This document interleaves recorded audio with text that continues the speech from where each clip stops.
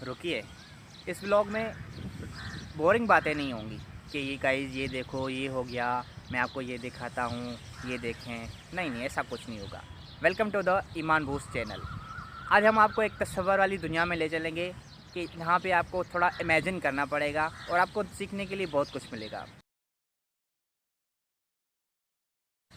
बात करेंगे एक इमेजिनरी कहानी की, एक तस्वुराती कहानी की। एक नौजवान लड़का जिसका नाम भोला है।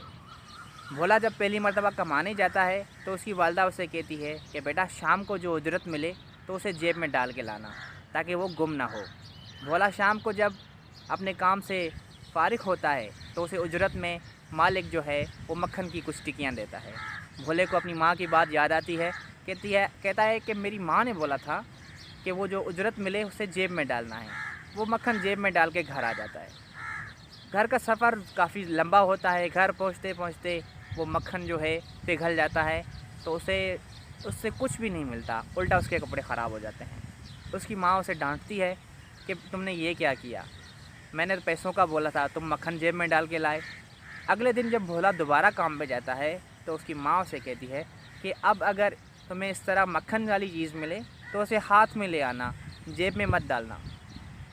भोला जब शाम को वापस घर आने लगता है तो मालिक उसे उजरत में एक बिल्ली दे देता है कि तुम्हारी ये उजरत है, इसे चाहे बेचो या पालो, तुम्हारी मजदूरी ये है।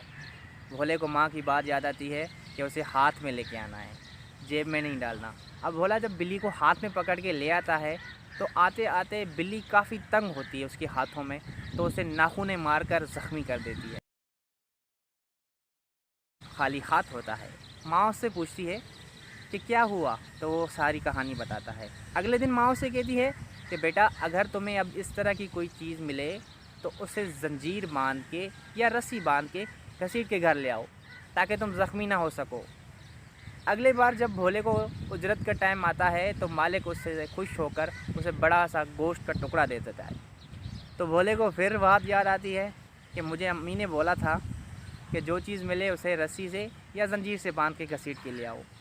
वो गोश्त के टुकड़े को बांध के अपने घर तक जब ले आता है तो गोश्त सारा गल सड़ के गंदा हो चुका होता है, बदबूदार बन चुका होता है। माँ उसे कहती है कि बेटा बात को समझो, इस तरह की जब चीज़ मिले तो उसे कंधे पे उठा के ले आओ ताकि वो चीज़ ख़राब ना हो सके।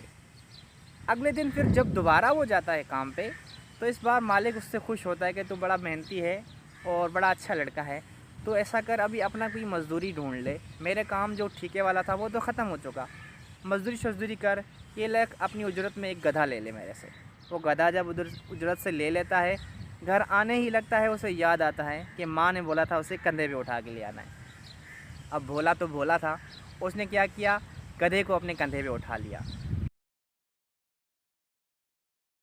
जब वो कंधे पे उठा के लेके आ रहा होता है तो रास्ते में महल की बालकनी पे खड़ी एक शहज़ादी उसे देख रही होती है। अब वो शहज़ादी वो होती है कि जिसके बारे में बादशाह ने ऐलान किया होता है कि जो मेरी बेटी को हंसाएगा, जो कि एक बहुत बड़े सदमे में होती है और बीमारी में मुब्तला होती है।